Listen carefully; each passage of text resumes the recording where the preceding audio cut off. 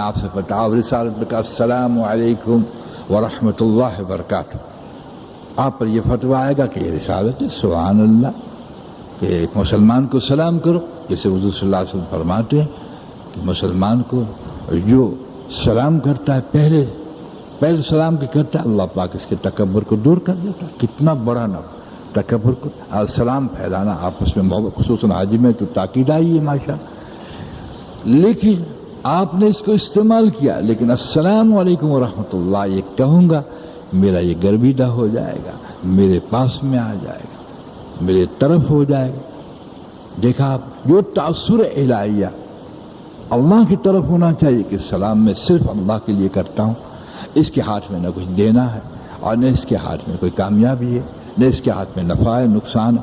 اگر اس تاثر کے ساتھ آپ نے سلام نہ کیا تو یہ رسالت کا سلام نہیں بنے گا، بلکہ ظاہر میں فتویٰ ہوگا کہ ماشاءاللہ سلام کیا، اندر کھوٹا ہوگا، یہ رد ہو جائے گا۔ یاد رکھیں اس بات کو، یہ ایک اہم اور بنیادی نقشہ ہے۔ حضرت ابراہیم علیہ السلام اس پر استعمال ہوئے، ابراہیم علیہ السلام اسی پر استعمال ہوئے، جی ہاں، اور ہمیں بھی کسی درجے اس ملت ابراہیمیہ پر آنا، یعنی کسی درجے کا معنی کیا کہ ہم کامیابی سے دو چار ہو جاوے، کامیابی سے دو چار ہو، نہ ہماری بادلوں پہ نگاہ اور نہ ہماری آسمان پہ نگاہ، نہ ہماری عرش پہ نگاہ۔ عرش کا سایہ مانگیں گے لیکن اس تاثر کے ساتھ کہ عرش تم بھی سایہ دینے میں محتاج، تم آزاد نہیں۔ اگر تم آزاد ہوتا اور تم کوئی خالقیت رکھتا تو تیرے گرویدہ ہو جاتے۔ ہم صرف اس لیے مانگتے جو توحید میں، رسالت میں، لیکن اس تاثر کے ساتھ مانگتے کہ سایہ تو نہیں دے سکتا جب تک اللہ چاہے، تو محتاج، اور محتاج میں جو اللہ سے مانگ ہوتی اور رسالت کے دائرے میں ہوتی ہے، توحید سے نہیں ہوتی۔ اس لیے یونیا کے عرش کو کہو کہ مجھے سایہ دے، یوں آیا کہ اے عرش ہمیں سایہ دینا، اور عرش پکار کر کہا، کیا کہا تو نے؟ کیا کہا؟ سایہ تو اللہ دے گا، جب وہ حکم کرے گا تو میں سایہ دوں گا، اور جس کو حکم کرے گا نہیں دے گا۔ چنانچہ آپ نے اور ہم نے جنت مانگی ہے، اللہ جنت دے، لیکن آپ کو اے جنت مجھے قبول کر لے، مجھے اندر داخل کر لے، تو جنت مسکرائے گی، بے وقوف ہے، ہم خود محتاج ہیں، وہ چاہے گا تو جنت دے گا۔ تو پھر عرش سے فرش تک کا مالک کہ کیا مانے کہ مالک میں ہوں، خالق میں ہوں کہ تنہا تنہا میں ہی مالک ہوں، تصور میرا ہے، جس کو جس کے چیز کے لیے استعمال کروں اور جس کے لیے جو نتیجہ نکالوں، بس تیری زندگی تیرے ہاتھ میں نہیں۔ عجیب، زندگی میں نے جی تیرے ہاتھ میں نہیں، تیری صحت تیرے ہاتھ میں نہیں، اور تیری بھوک کا مٹانا تیرے ہاتھ میں نہیں۔ کہ کیوں نہیں ہم کما کے کھاتے کہ تجھے تجربے ہم کراتے ہیں۔ گھر کی پکا ہوا اچھا ہوتا ہے، جب گھر پہ جاتا ہے تو قے ہو جاتی ہے، بیوی کہتی ہے اللہ خیر تو ہے، کیا بات ہے؟ کہا متلی سی ہوتی ہے کہ ہاں کھاؤں گا نہیں، کہ کیا بات ہے کہ متلی کہاں تھی مقدر میں؟ اچھا حضرت متلی کو کیوں بت بناتا ہے؟ سبب کو بت نہ بنا، آج تیرے مقدر میں نہ تھا، اے صدر صاحب بادشاہ تو نہیں کھا سکتا، نہیں کھا سکتا اور کبھی نہیں کھا سکتا۔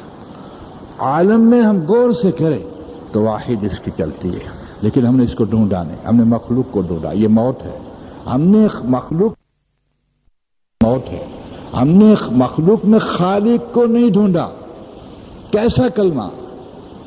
اس لیے کوئی انقلاب ہمارے اندر نہیں آتا، اس لیے اللہ رب العزت نے، پروردگار عالم نے کسی کو انسان کی تخلیق کے اندر اس کو جو ہے ماشاءاللہ کوئی مالک نہیں بنایا۔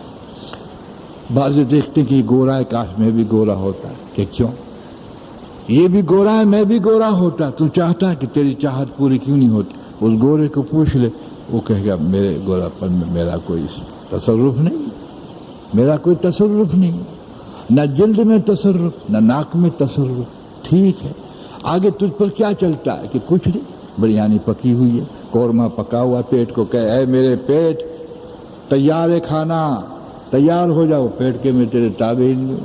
وہ تو جب چاہے گا، جب بھوک لگے، آپ جب چاہیں بھوک لگا لے، جب چاہیں پیاس لگا لے، جب چاہے سو جائے، ہوتا ہے کہ پھر تیری ذات پہ کچھ نہیں چلتا تو کوئی ذات ہے اس کو کیوں نہیں پہچانتا؟ جب تیری ذات میں جب چاہوں سو جا نہیں سو سکتا جب چاہوں کھاؤں تو بھوک نہیں لگتی، جب چاہوں کہ شربت سامنے پیاس آ جائے، تیرا کچھ نہیں چلتا۔ یہ آج آرام سے سوؤں گا، آج ہی رات کر دیتا ہوں، کروٹ پہ کروٹیں بدلا کہ کون ہے کہ آج بےچینی ہے، کہ بےچینی دینے والا کون ہے؟ ہر جگہ جہاں ڈھونڈے وہاں مل جاؤں گا، اگر ڈھونڈنے پہ آئے تو جہاں ڈھونڈے وہاں مل جاؤں گا تجھے۔ پہاڑوں کی بلندیوں کو اگر تو پوچھ تو کہیں گے ہم نہیں بنے، آسمان کو پوچھ تو کہیں گے ہم نہیں بنے۔ کہاں ڈھونڈنا ہے؟ تاثر کے اندر تو جلدی اس کو ڈھونڈ لے، اگر تاثر کو نہ ڈھونڈا تو تو دیکھ لے گا قیامت کے دن، اور اللہ پاک اسی یقین کا ثبوت مشاہدے میں کرا دیں گے کہ میں قہار ہوں، سارے شرک کو آج جلا کے خاک کر دیا ہے، اور سارے غلط نقصوں کو ختم کر دیا ہے، اور جو میرے نہیں لیے اس کے لیے جہنم میں نے بنائی ہے، اور جو ابراہیم علیہ السلام کے تاثر والے ہیں اور حضرت محمد صلی اللہ علیہ وسلم کی اتباع والے ہیں، ان کے لیے آج کامیابی ہے۔ آگے جس چیزوں کو ہم نے مسئلہ بنا رکھا ہے، یعنی جو چیزیں اللہ نے اپنے ہاتھ میں رکھی ہے، ہم نے اپنے ہاتھ میں اس کا مسئلہ بنا رکھا ہے، یہی موت ہے۔ جو اللہ کے ہاتھ کا مسئلہ ہے وہ ہمارا مسئلہ نہیں بننا چاہیے، بلکہ اللہ کے تاثر کے ساتھ الحمدللہ زندگی حضرت محمد صلی اللہ علیہ وسلم کے طریقے پہ ہم جئیں گے تو انشاءاللہ تعالی جو اشرف المخلوقات کا جو درجہ ہے ہمیں ملے گا، ورنہ اشرف المخلوقات کے اطمینان پہ جئیں گے کہ ہم اشرف المخلوقات۔ میں آپ سے بات بتاؤں، اللہ نے اشرف المخلوقات کو، انسان کو پیدا کیا، جب اس نے انسان کی صفت نہیں تو یوں فرمایا کہ یہ جانور سے بدتر۔ جانور سے بدتر کی کیا معنی ہے؟ یا کہ اس میں صفتیں جانور کی پیدا ہو گئی ہے، اور تو لتا ایک سور جس سے تو نفرت کرتا ہے، ٹھیک ہے، اس کا گوشت حرام، اس کا چمڑا حرام، اس کا پسینہ حرام، ٹھیک ہے، لیکن سور کو پوچھ کہ تیری مذمت کیوں؟ ایک تخلیق خداوندیہ، اس میں حکمت مسلط ہے، مجھے کیوں برا کہتا ہو؟ میں تھوڑا بناؤں جیسا اللہ نے چاہا بنا دیا، لیکن اللہ کے ضابطے پہ چلو۔ واقعی مجھے حرام کہا ہے تم دور رکھو، لیکن حضرت انسان سود، میں مر کے جہنم میں نہیں جاؤں گا، تم بگڑے گا تو جہنم میں جائے گا۔ سور کو جہنم نہیں، فنا، یا مر گیا کلا مٹی۔ جب سور کو جہنم نہیں ہے تو پھر سور سے منع کرا اپنا کہ سور سے کب ناراض ہوں؟ میں نے کہا اس لیے کہ مکلف نہیں، اس کو اعمال نہیں دیے، اس کو ذمہ داری نہیں دی، ہم نے اس کو کوئی ضابطہ نہیں دیا، میں اس سے کیوں ناراض ہوں؟ میں نے اپنی ایک تخلیق کے اندر ایک مظاہرہ کیا ہے اپنی قدرت کا کہ ایسی چیزیں بھی بتا سکتا ہوں، اور تمہاری آزمائشیں رکھی کہ تم آرام سے کیسے رکتے ہو، یہ آزمائش ہے سب کچھ، باقی تو کچھ حیثیت نہیں ہے کہ پھر دیکھ لو تم سے سور سے ناراض ہوں یا تم سے ناراض ہوں، اس لیے کہ دوزخ میں سور کو نہیں ڈالوں گا، تم کو ڈالوں گا۔ ایک حقیقت ہے، اس کی طرف آنا پڑے گا۔ رسمی وعظ و تقریروں میں نہ جاؤ، رسمی خاکوں میں نہ جاؤ، جی ہاں، کہ ایک انسان کو ایک روٹی کھلا دو گے آپ کا کام ہو جائے، مانا اس کا کوئی انکار نہیں، لیکن روٹی حلال کی کھلانی پڑے گی، اور یہ ایمان ہوگا تو نے کھلائی میں نے نہیں کھلائی، اس لیے میں رزاق نہیں ہوں، میں تو خادم ہوں، تو نے توفیق دی، یہ روٹی بھی تو نے دی، تو رزاق ہے، اور توفیق بھی تو نے دی، میں نے کھلایا۔ اگر توحید کو تم نے نہ نبھایا تو 1000 مسکینوں کو کھلاؤ، جنت میں جانا پڑے گا، کچھ قبول نہیں ہو۔ یہ توحید کے تاثر کے بغیر ہر عمل بیکار ہے اور مشرکانہ ہے، مشرکان، اس لیے سید بھی نہیں بچ سکتا، یعنی شہید بھی نہیں بچ سکتا۔ حدیث میں آتا ہے کہ شہید بھی جنت میں کیوں جائے گا؟ تاثر اپنا لے گا۔ عالم کہاں ہے؟ عالم وہ بھی جہنم میں جائے گا، حدیث شریف میں نہیں کہتا۔ اب کون سا عالم جائے گا وہ اللہ جانتا ہے، سب کے لیے توبہ نعوذ باللہ اعوذ باللہ نہ کہا جائے، اور جو ہے سخی وہ بھی جہنم میں جائے گا، کیوں کہ اس نے تاثر الہی نہ دیا۔ یہ اگر لیتا کہ مجھے اللہ پاک نے بہادر بنایا، مجھے قوت بھی اللہ نے دی، توفیق بھی اللہ نے دی، تاثر اپنا لے لیتا، اللہ کا لے جاتا، تو حضور صلی اللہ علیہ وسلم فرماتے کہ شہید سے شہادت سے بڑھ کر کوئی موت نہیں۔ سب سے اچھی موت شہادت، جس کو مرا ہوا کہنا قرآن پاک منع فرماتا ہے، لیکن اتنی بلندیاں پست نہیں ہوئی، دوزخ کی طرف منتقل کیوں ہو گیا کہ انسان کہ صرف اس نے توحید کو نہ نبھایا۔ ظاہر میں نقص آیا کہ رسالت کے اعتبار سے تلوار چلا رہا ہے اور منبر پہ بیٹھ کے تقریریں کر رہا ہے اور سخاوتیں کر رہا ہے، سب نے کہا سخی ہے، کہ کیوں کہا کہ رسالت مشاہدہ رکھتی ہے اور توحید غیب رکھتی ہے، اور ہم علیم بذات صدور ہے، ہم جانتے ہیں، اس لیے دل پہ فیصلے کرتے ہیں، اعمال پہ فیصلے نہیں کرتے۔ اور جب دل میں طاغوت کا تاثر ہو اور رسالت صحیح ہو تو پھر ظاہر بات دونوں میں فیصلے ہو جاتے ہیں۔ اللہ اکبر، کتنی نزاکت خیز کا مقام ہے۔ ابراہیم علیہ السلام نے اس کو نبھایا، اسی ملت کو اللہ تبارک و تعالیٰ نے ہمارے آقا نبی پاک صلی اللہ علیہ وسلم کو عطا فرمایا۔ جی ہاں، اسی کو عطا فرمایا۔ اس لیے دیکھیے کافر آتا ہے، جی ہاں ایک کافر آتا ہے اور حضور صلی اللہ علیہ وسلم پہ تلوار سونت لی، سرکار دو علیہ وسلم ہتھے یعنی ہاتھ خالی تھے، تلوار کا کہتا کیا کہتا کہ مسلمان تو نہ تھا، کہ عدد سے بولے محمد بتا تجھے کون بچائے گا؟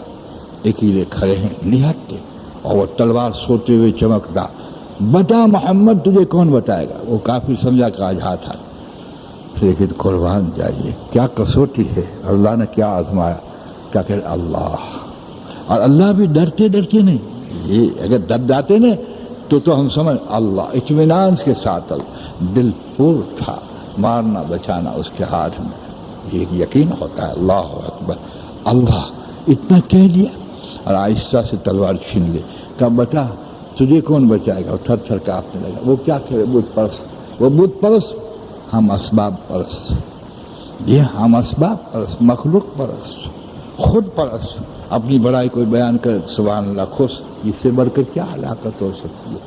چنانچہ پھر کمال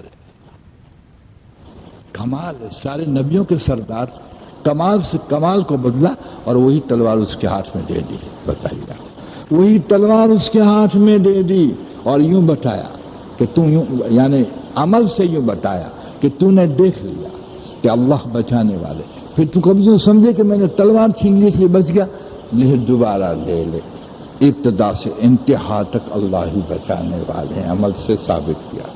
یہ سبق حضرت محمد صلی اللہ علیہ وسلم نے، یہ نور یتلو آیا کے اعتبار سے صحابہ کرام کو دیا، اور امت کے سامنے حضرت محمد صلی اللہ علیہ وسلم کے ایمان کا مطالبہ یہی ہے۔ آپ یوں سمجھے کہ حضور صلی اللہ علیہ وسلم کا مطالبہ یہ ہے کہ آپ کی زندگی جی جائے تو سچ ہے، آپ کی حیات طیبہ اپنائی جائے، لیکن بنیاد میں یہ نہیں ہے، بنیاد میں یہ ہے کہ میرا ایمان کا تقاضا ہے کہ میں جو ایمان لے کے آیا اس میں سے سکھا جائے۔ اگر تم نے بنیاد کو صحیح نہ کیا تو ظاہر تمہیں نظر آئے گا کہ قربانی کر رہا ہوں، لیکن یاد رکھیے اس کی گائے سے میں بڑھ جاؤں اور اس کے بکرے سے میں بچ جاؤں، جی ہاں، اور ہاتھ ڈالو کیا کہ ہاں جی ماشاء اللہ شہرت ہوگی، یہاں سمجھی کو بتائیں گے، داماد کو بتائیں گے۔ میں آپ کو سچ کہتا ہوں، اندر کا خاکہ یہ سب جانتا ہوگا کہ حضرت تو جو ہے کہاں ہے، میں جانتا ہوں، اس لیے کہ تیری بنیاد صحیح، اور جب بنیاد صحیح نہیں ہوگی یاد رکھے اس بات کو، تو ہر عمل تمہیں ایسا تو نظر آئے گا کہ یہ ٹھیک کر رہا ہے، اور سب مخلوق کے لیے ہوگا۔ کس کے لیے ہوگا؟ سب۔ اتنا ہی نہیں بلکہ اس کو موت تک اس تاثر کو نبھانا، تو خدا کو مانتا ہے مبارک ہے، لیکن تیرا کمال نہیں، اس کی توفیق ہے، یہ اس کی توفیق ہے۔ اللہ کے دے مبارک تو اس کو نبھا کے دکھا، اس کو نبھا کے دکھا، 400 کہ نہیں ہر سانس میں تجھے نبھا کے دکھائیں گے، یہ تجھے نبھا کے دکھائیں گے الحمدللہ۔ اس لیے ایک تاجر دھوکہ کیوں دیتا ہے؟ کیوں